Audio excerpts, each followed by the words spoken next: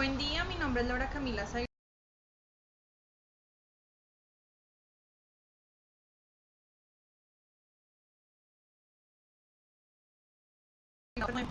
La primera sentencia es del magistrado Luis Antonio Hernández Barbosa, es la sentencia SP 3029 del 2019. Los hechos de la sentencia son los siguientes. En el año 2002, en la ciudad de Neiva, el señor Johnny Alexander se compromete a resolver los gastos de educación y necesidades básicas de su hijo John Brian Bermeo.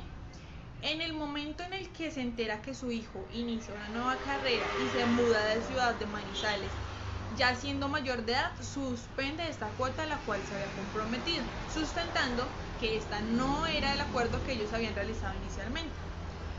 Las pretensiones del casacionista son las siguientes. En la demanda de casación, el demandante propone 4 cargos. El primero es donde denuncia que hay una infracción directa sobre la ley sustancial, ya que fue interpretada de manera incorrecta en el artículo 233 en el tribunal considerado que sobre la justa causa se incluye la aplicación del tipo penal y si es la imposibilidad de pagar los alimentos por obligación. La justa causa es un concepto que no se reduce en un tema meramente económico. El hecho de que el acusado estuviera comprometido a pagar, a costear los estudios de su hijo en la Universidad de Pamplona, la universidad que clasifica según lo conciliado por las dos partes, más no los estudios en un municipio o universidad diferente, por fuera de lo que se había pactado inicialmente.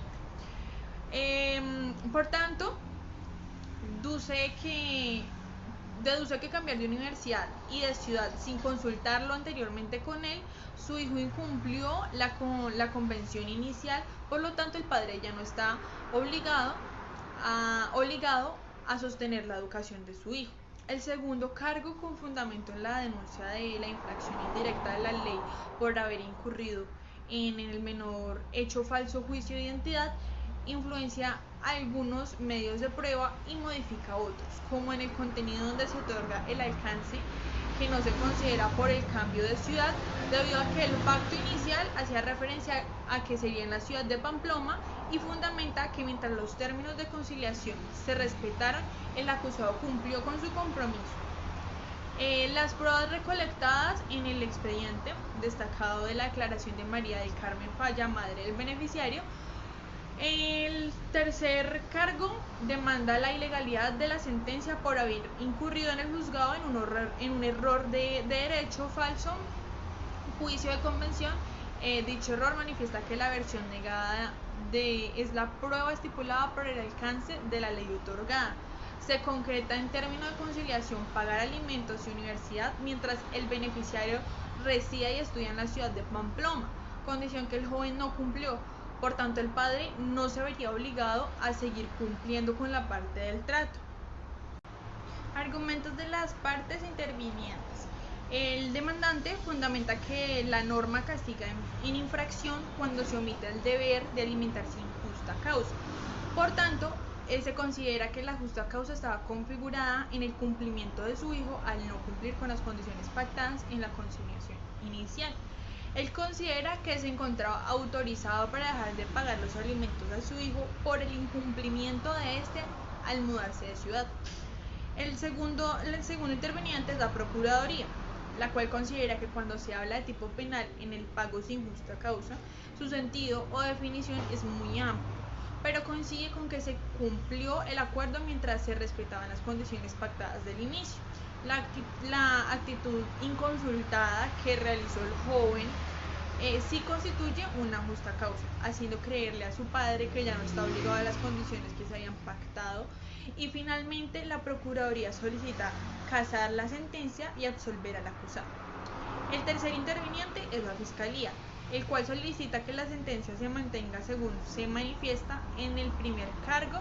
Explica que el tribunal sí aceptó que la conducta puede justificarse por causas legales, sin embargo expone que en la conciliación no se pactó expresamente, que la obligación solo se contemplaba mientras su hijo estudiara en la ciudad de Pamplona. En ese sentido, no había forma de que el señor considerara que al cambiar de ciudad la obligación se extinguía.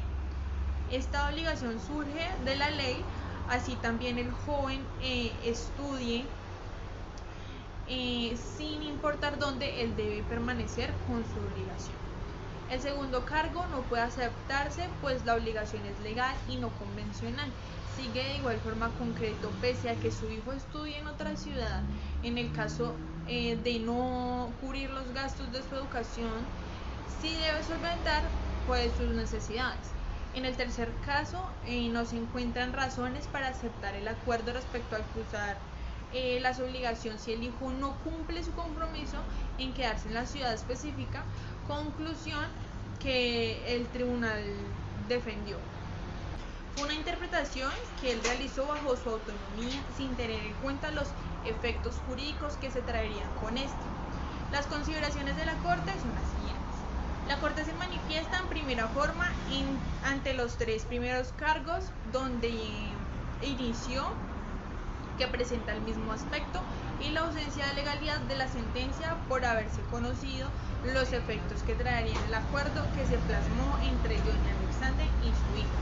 En el primer cargo se enuncia una infracción hacia la ley y en la 2, a continuación, la indebida aplicación de la ley por los errores o actos que se representaron. La sala considera que el incumplimiento por parte de John Alexander es un típico del delito de inasistencia alimentaria y que reúne todos los presupuestos para cumplir con el artículo 381. En el artículo 113 se tipifica el delito inasistencia alimentaria en los términos que él fundamenta constitucional para dicha provisión que se ha ido implementando y explicando. En la inasistencia alimentaria, los niños gozan del nivel de protección más alto del que en general se dispone en otros integrantes del núcleo familiar. La Corte Constitucional expone precisamente la sentencia ST-192 del 2008, en la cual se menciona que los padres deben hacerse responsables de sus hijos no cumplan la mayoría de edad y de sus gastos. En el caso de los jóvenes que estudian, sus padres deben continuar con este apoyo y así sigan con el cumplimiento así hayan cumplido la mayoría de edad, a excepción de que el hijo, al cumplir la mayoría de edad, subsista por sus propios medios. En el contexto que empleamos en este caso actual, debido a que John tiene derecho a que su padre responda por los alimentos, dado que en él cumple con los aspectos de ser estudiante y no se encuentra prueba de que no se encuentra prueba o se manifiesta algún testigo, por decirlo de esa forma, que pruebe que él subsiste por sus propios medios. En el pacto que ellos realizaron en el año 2012 se acordó que el padre se haría cargo de los costos 100% en educación, alimentación, transporte y ayudas económicas para materiales de estudio, entre otros aspectos. En el momento en el que el padre se entera de la decisión que tomó el joven de trasladarse a la ciudad de Manizales, se comunica directamente con él, afirmando que no iba a continuar con la ayuda económica, debido a que él se iba a retirar de la universidad donde ellos habían acordado que iba a continuar sus estudios. Por esta razón, él debería hacerse responsable de sus obligaciones. Lo que el joven responde a lo que el padre le manifiesta es que esta carrera que él estaba cursando en la universidad no era lo que él quería estudiar y buscaba en otra ciudad una nueva oportunidad o una nueva carrera en la que él se pudiera desenvolver. Entonces, a continuación tenemos el tema de estudio resaltado por la Corte. Pues bien, se asume que la expresión sin justa causa es un elemento normativo de tipo penal, en el entendido que, como se ha indicado, la Sala de Justicia expresa que se refiere a los elementos estructurales del tipo que buscan cualificar los sujetos, el objeto material o precisar el alcance y contenido de la conducta o en una circunstancia derivada del mismo el comportamiento. Entonces, de esta forma, ese punto de partida es esencial para definir si el error sobre ese elemento constituye un error de tipo o de esta forma no lo está cumpliendo. La Corte analiza si la justa causa en el caso fue aplicada de la forma correcta, como se define la justa causa. No consideran o no se enfocan directamente en la actuación en la actuación del padre, o sea, del acusado, sino por qué consideran que puede tomar esta decisión, caso en el cual es error constitutivo en un asunto de un error de tipo. El problema jurídico de estudio no radica en si el joven tenía derecho a alimentos conforme a la legislación civil. Se refiere a si el pacto que se realizó por las partes es ley, si el acusado actuó con la convicción errada, invencible de que al variar las condiciones del acuerdo quedaba exonerado de cumplir las obligaciones determinadas en la conciliación. La inclinación de la Corte hacia la tesis mencionada, que el error sobre los elementos normativos constituyen un error de tipo, se sanciona a título de culpa si las conductas previstas como tal y en el delito de inasistencia alimentaria no lo está, mientras que el error de provisión lleva a la sanción atenuada de la conducta. Por lo tanto, ellos manifiestan que la primera tesis es más favorable en este caso, en cuanto a las consecuencias que este deriva. A continuación, cumple el propósito de garantizar los fines de casación y preservar conforme al fallo condenatorio. De igual forma, cesar la sentencia proferida por el Tribunal Superior de Neiva, mediante el cual condenó a Johnny Alexander Bermeo como autor del delito de inasistencia alimentaria según lo estipulado en el artículo 233 del Código Penal. A continuación daré mi argumento personal. En calidad de defensa no me encuentro de acuerdo con la casación proferida por la Corte. Si bien es cierto que se realizó un acuerdo entre el padre y el hijo, Johnny Alexander Bermeo solicita aspectos específicos que limitan los derechos del joven, obligándolo a cumplir con los términos interpuestos por él, que limitan sus expectativas de vida y su desarrollo profesional. La obligación de un padre no cambia si se encuentre en diferente casa, en diferente ciudad o en diferente país. Ese vínculo no se desaparece, ni la obligación puede cambiar. Mientras el joven se encuentre estudiando y cumpla con no subsistir por él mismo, el padre debe cumplir con la obligación que le corresponde. En el ámbito legal no se encuentran exigencias de ese tipo. La cuota alimentaria no puede ser un aspecto negociable. El padre no puede restringir los derechos del joven a elegir con libertad la carrera, la universidad o la ciudad donde quiera estudiar. No es posible que los padres irresponsables quieran exonerarse de las obligaciones que les corresponden. Para ello se interponen obstáculos, límites y requisitos que no son legales.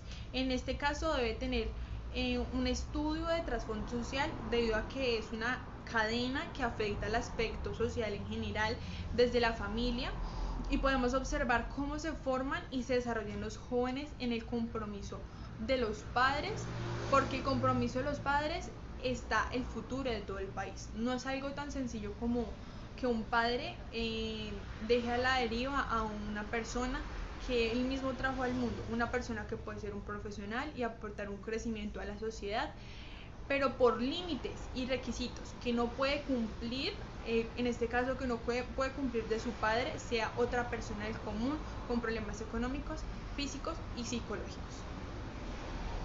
La segunda sentencia que voy a analizar es la 2299 del 2019, donde la magistrada ponente es Patricia Salazar Cuellar. Los hechos de la sentencia son los siguientes. La señora Mayra Ávila Ballesteros presenta ante el juzgado promiscuo de familia en Caldas una declaración de existencia de unión marital de hecho y sucesión intestada a causa del fallecimiento del señor Salomón Restrepo Medina, su compañero permanente.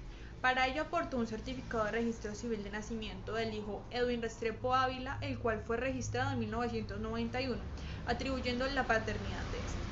De igual forma tenía dos hijos más, Jason Steven Restrepo Ávila y Jessica María Restrepo Ávila.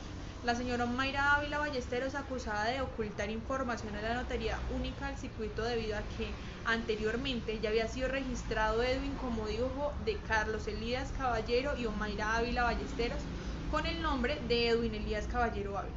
Tal situación, en criterio de que hacia la Fiscalía fue ocultado esta información por la señora Ávila con el propósito de lograr beneficios legales en el trámite judicial por ella, promoviéndose ante el nombre de ella y de su hijo. quien fue reconocida como heredero del causante en el año 2005. Pretensiones del casacionista. El casacionista fundamenta que la acusada incurrió en error de tipo y de providencia. Se realizó un análisis sobre la condición personal y las circunstancias en las que actuaba la acusada, permitiendo concluir que carecía de capacidad mental o cognitiva. Por tanto, no debe adquirir ninguna responsabilidad, pues no tenía comprensión del acto antijurídico de su comportamiento. La señora Ávila afirma que actuó sin conciencia de la ilicitud que se estaba cometiendo, pues actuó bajo las órdenes e instrucciones de su esposo, cabeza de familia. Fue voluntad del señor Salomón Restrepo Medina inscribir a su hijo Edwin en el registro civil de nacimiento, configurándose como una adopción irregular en una de las cuales no sería responsable. De igual forma, manifiesta que la señora Ávila no podría ser punible de falsedad en documento público, ya que Salomón Restrepo fue quien declaró la afirmación de Edwin, y esto fue un hecho voluntario. En este acto se concluye que la señora Ávila representa un grado de ignorancia e incurrió en un insuperable error de interpretación de la situación jurídica respectiva en la que ella se encontraba, de la cual se puede señalar absoluta ausencia de dolo y con demostración de buena fe. Los fundamentos de la quien, refiriéndose a la procesada como una persona ingenua e ignorante, la cual apenas culminó el segundo de bachillerato. Por tanto, se destaca uno de los testimonios de la denunciante, que es Victoria Eugenia Restrepo, quien se dirige a la señora Ávila como una criada y que en su respecto parecía una criada.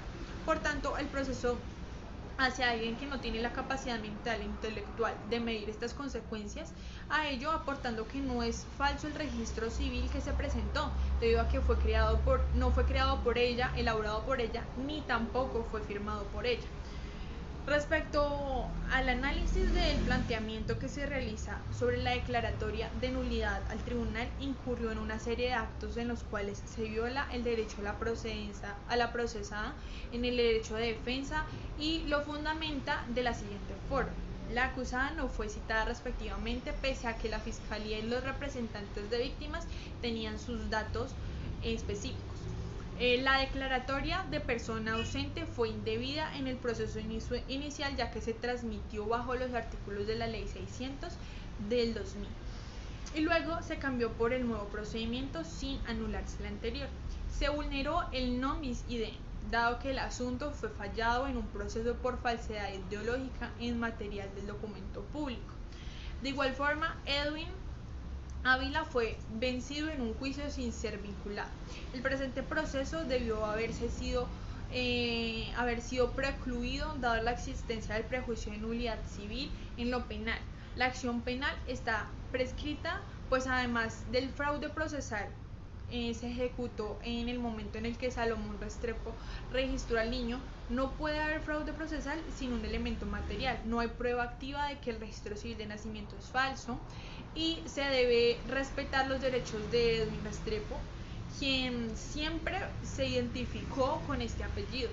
En la descripción de acción penal para las víctimas reconocidas en el presente auto, a contarse desde el momento en el que se enteraron de la existencia de su hermano, para los demás anteriores reclamos a la Corte, casi parcialmente el pago impugnado para que en su lugar se absuelva el acusado. De igual forma, se formuló violación directa de la ley sustancial, fundado en la exclusión y ante el procedimiento penal, dado que el juez de conocimiento permitió que el sujeto procesal no recurriera presente de forma escrita a recursos de apelación. En tal virtud, se solicita a la Corte que decrete la nulidad de todo lo actuado desde la emisión del sentido del fallo. Se convoca a la Corte en fundamentos de los cargos formulados, cuyas incorrecciones admitió. Se centran en dos fundamentos. El primero es la incorrección del juicio de adecuación típica por un indebido análisis de tipicidad subjetiva, y el siguiente respecto a la vulneración de derechos fundamentales de Edwin Restrepo, al ser despojado de su nombre en un proceso penal donde ni siquiera tuvo posibilidad de participar. Se reitera que no hubo dolo en el actuar de la señora Ávila. Se pasó por alto la condición intelectual, pese a que los denunciantes la catalogaron como la criada. Los juzgadores de instancia hicieron extracción del núcleo familiar físico entre aquellos por más de 20 años, del que siempre hizo parte el señor Restrepo Ávila. De igual forma, la señora Ávila sigue siendo acusada por el registro civil presentado y señalado como fraudulento, sin tener en cuenta que es el empleado por Edwin desde la etapa escolar hasta la expedición de la tarjeta de identidad, la cédula y entre otros trámites que requerían. Este proceso penal ya ha sido empleado como un mecanismo para suplir a la jurisdicción de familia y así conducir a una impugnación de paternidad según lo presenta el caso. Los argumentos de las demás partes intervinientes. El primero es el representante de víctima. El representante de víctima dirige su discurso a criticar impresiones conceptuales y dogmáticas según los fundamentos de las pruebas pragmáticas en el juicio, pues él dice que son contradictorias a la falta de supuesta facultad cognitiva de la procesada, mientras que la señora Ávila, al registrar 2 veces el nacimiento de su hijo, dio nacimiento a 2 personas jurídicas diferentes, por tanto se puede catalogar como irregular según lo manifestado en la ley. Señalan que la señora Ávila tenía conocimiento de los 2 registros civiles de su hijo y aún así le decía que hiciera uso solo del segundo, y más cuando el señor Salomé faltara. Acerca del fundamento que presenta el casacionista, donde menciona que no fue vinculado al proceso del señor Edwin, la Fiscalía responde afirmando que él no es autor del fraude, por tanto no debe ser vinculado, ya que él no fue quien presentó el registro civil. De igual forma, desmienten haber sido llamada a emplear a la señora Ávila y manifiestan firmemente que no se cese la sentencia y se garantice el derecho a las víctimas con la cancelación del cuestionado registro civil. El segundo interviniente es la Procuraduría, la cual manifiesta que la acusada conocía su proceder en el acto de presentar el registro civil cuando Salomón faltara. Su propósito era presentar el registro civil de nacimiento para dejar sin nada a las otras hijas del señor Restrepo. Por lo tanto, la Procuraduría declara que la señora Mayra Ávila actuó con dolo según su comportamiento, empleando de forma reiterada el registro civil para diferentes actuaciones judiciales y así declarar a su hijo como heredero. La procesada utilizó medios fraudulentos en diferentes ocasiones y presentó capacidad para decir la verdad. La Procuraduría concluye afirmando que la procesada actuó de manera dolosa para obtener un beneficio y de igual forma beneficiar a Edwin Caballero. A continuación tenemos el problema jurídico. El problema jurídico que se presenta es la falsificación de documentos, al igual que el empleo de estos mismos en forma fraudulenta para obtener un beneficio. El trasfondo de una herencia aún más relevante, el nacimiento de 2 personas jurídicas que materialmente es una sola. Aquí se presenta el artículo 453, que es fraude procesal, artículo 238, que es supresión, alteración o suposición del estado civil, y a continuación las consideraciones de la Corte. La Corte realiza las respectivas definiciones de tipos penales presentados para corroborar que el presente caso presente estos presupuestos necesarios e implique la responsabilidad penal del acusado. La Corte también realizó un examen en la sentencia para confirmar que no se presenten errores de silogismos jurídicos por una incorrecta ejecución de la realidad fáctica en el tipo penal con respecto al fraude procesal, que es en el caso en específico. En el fraude procesal, el sujeto activo requiere de una documentación ilegal para obtener, según sea el caso, algún beneficio, afectando de forma directa al sujeto pasivo, quien puede ser el servidor público que no tiene ningún tipo de conocimiento de este acto fraudulento. Este puede ser de igual forma empleado para resolver un asunto contra la ley, por tanto, se toma como un instrumento que debe entenderse como engañoso, con un contenido falso que se emplea de forma maliciosa. De igual forma, las sentencias citan la importancia de saber cuáles son los documentos idóneos estimados para esto, que no sea material falso. Este cuenta con unas características relevantes que son empleados por el autor para alterar la verdad, alterar la realidad, por consecuencias que el funcionario al que se le presente tenga alguna duda incurriendo en los equívocos protuberantes que le puedan conducir a emitir una determinación conforme con una falsa realidad, pero es contraria a la ley. Segundo, toda persona tiene derecho al reconocimiento de la personalidad jurídica según el artículo 14 de la Constitución. En el artículo 3 del Estatuto del Registro Civil del Decreto, toda persona tiene derecho a su individualidad y por consiguiente al nombre que le corresponde en la Constitución. De igual forma encontramos que se reconoce y protege el derecho al buen nombre, el derecho a tener un nombre, y que toda persona tiene el derecho de ser llamado por su nombre propio o de pila.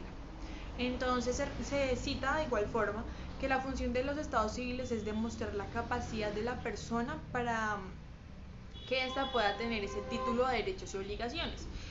Sin embargo, en las fuentes del estado civil son los hechos como el nacimiento y los actos como el matrimonio y las providencias con las que se genera como esta interacción judicial. La Corte de igual forma define el estado civil para referir la importancia de esta y cómo se proyecta en el instrumento destinado a servir como archivo de dichas cualidades civiles que acompañan a la persona a lo largo de su existencia. Aquí lo importante en el registro civil, según el caso que se presenta, es que este es un documento que manifiesta la situación jurídica de la persona entre la sociedad y que de esta misma forma la relaciona con su familia. Se derivan igualmente obligaciones y derechos, y en este caso serían los aspectos del registro del hecho del nacimiento de joven Edwin, el acto de reconocer los hijos naturales o en este caso extramatrimoniales como es el caso de Edwin. Como lo mencionamos anteriormente, la Corte señaló el artículo 52 referente a la inscripción del nacimiento de una persona jurídica. Cuando se refiere al reconocimiento extramatrimonial, la voluntad se registra por parte del padre en 4 formas consagradas en el artículo primero de la Ley 75 de 1968. Primero, afirmando en el acta de nacimiento. 2. Por escritura pública. 3. Por manifestación expresa. Y 4. Por testamento. La Corte Suprema realiza las diferentes definiciones de estos conceptos y los artículos empleados para que en este caso específico se forme una comparación entre los tipos penales y las acciones realizadas, las acciones que cometió la señora Ávila, y de esta forma la Corte pueda examinar si los tipos penales encajan de forma correcta en los actos presentados a la Corte. Uno de estos aspectos más relevantes y expuestos por la Corte es la paternidad del señor Salomón sobre el joven Edwin, debido a que se requiere de un examen de ADN. La Corte aclara que no se está debatiendo la paternidad del joven, pero se requiere de una prueba para deducir y resolver estos actos planteados anteriormente. Por tanto, que en la primera sentencia se manifiesta que la intención de la señora Ávila es obtener un beneficio legítimo del patrimonio. Por tanto, se empleó el registro civil, que se cataloga como fraudulento. Sin embargo, de igual forma, en la primera sentencia el juez considera que la procesada es responsable de todas sus actuaciones debido a que se realiza una prueba al documento ante el juez, que se presentó ante el juez promiscuo de familia en la ciudad de Chinchiná. Además de esta, se presentarán afirmaciones de testigos presenciales, así como la prueba documental para inspeccionar el certificado y el registro civil a nombre de Edwin Caballero Ávila y Edwin Restrepo Medina, confirmando que solo tiene validez el de Caballero Ávila. La Corte cita algunas declaraciones expuestas en la primera sentencia respecto a estos testimonios, los cuales merecen, como lo citaba la Corte, tener credibilidad del caso. Por tanto, que el juez considera que si la señora contaba con los 2 registros, solo empleaba en el que su hijo figuraba como Restrepo Ávila, y de esta forma empleó este registro desde el momento en el que falleció el señor Salomón para sacar total provecho de la parte que le corresponde a su hijo, y así dejar sin nada a las hijas del señor Salomón, en este caso, que son las víctimas. Concluyendo que la señora Ávila tenía conocimiento que actuaba de forma dolosa con un propósito específico. La Corte resaltó el estudio respecto a la prueba de ADN y afirma que la impresión que realiza de la prueba científica se hace con el ánimo de constatar una coincidencia en la información genética superior al 99%, aplicando la técnica del DNA. La Corte cita que estos aspectos son con base a la Corte y el cumplimiento de las funciones encargadas por el constituyente al revisar el caso en el que se debate la paternidad del presunto padre y se estudian diferentes demandas de inconstitucionalidad contra la ley 721 del 2001. Ha resaltado la importancia de la prueba de ADN en los procesos de familia, la cual se deriva no solo del hecho de que dicha prueba permite que una persona tenga una afiliación acorde con la realidad, sino también porque conlleva a la protección y reconocimiento de derechos tales como la personalidad jurídica, la dignidad humana, el derecho a tener una familia y formar parte de ella, el derecho al estado civil y el derecho a conocer con certeza la identidad de los progenitores, pues del padre en este caso, en el caso de Edwin. La Corte resuelve casar la sentencia, impugnando la consecuencia de absolver a Omaira Ballesteros por el delito de fraude procesal y revocar la orden dictada por el juez primero penal del circuito de Chinchiná. De igual forma, cancelar el registro civil de nacimiento expedido por la Registraduría del Estado y el cual está expedido en el nombre de Edwin Restrepo Ávila. Mi argumento personal es en calidad de defensa. Considero que si bien es cierto que se presentó una situación irregular legalmente al dar nacimiento a dos personas jurídicas, pese a que materialmente eran una sola, no es cierto de fondo que el registro civil sea falso, pues es expedido por una autoridad competente. Es claro que la voluntad del señor Salomón se encuentra expresa en este documento. Debido a que el señor Salomón falleció, pues no puede corroborar ninguna de las versiones presentadas y se debe corroborar por medio de documentos y testimonios. Pese a que no es fraudulento el registro civil de nacimiento, pues no es válido imputar los artículos 453 y 238, la alteración o suposición del estado civil. Por tanto, coincido con el resuelve de la sentencia al absolver a la señora Ávila de los delitos y cancelar el segundo registro civil, que aunque sea irregular, no se debe considerar fraudulento. Un aspecto que debo plantear es la terminología empleada en la sentencia. Coincido con que no se empleó el lenguaje dogmático adecuado y por el contrario empleaban palabras que no se consideraban formales en el momento de acusar a la señora Ávila por el fraude con el fin de dejarla asesinada. Fundamentan que todo se trataba de un plan que se llevó a cabo después de fallecer el señor Salomón y se entiende como válida la voluntad del señor Salomón Restrepo en el momento de reconocer a Edwin como su hijo y se manifiesta de igual forma en la sentencia corroborada por cuanto se refiere al reconocimiento extramatrimonial. La voluntad se registra por parte del padre, como lo mencioné en reiteradas ocasiones, en 4 formas consagradas en el artículo de la ley 75. Primero afirmando que el acta de nacimiento, firmando el acta de nacimiento, 2 por escritura pública, 3 por manifestación expresa y directa ante un juez y 4 por el testamento. El señor Salomón manifestó directamente ante el notario que realizó la gestión y donde se encuentra su firma. Otra razón por la que el registro civil de nacimiento no puede ser fraudulento, reitero, es que la voluntad del señor Salomón ha sido opacada, en este caso por los intereses monetarios. Evidentemente el proceso fue iniciado por sus hijas, por las hijas del causante, y es la voluntad y las pretensiones de estas mismas que dirigen el proceso, sin importar que se violen los derechos fundamentales del joven Edwin, como lo expone la Corte: derecho a un nombre, el derecho al buen nombre. Y de igual forma la fiscalía no presentó los argumentos suficientes para acusar a la señora. Por el contrario, manifiestan que ella las iba a dejar sin nada, afirmación que no creo que legalmente sea del todo cierto.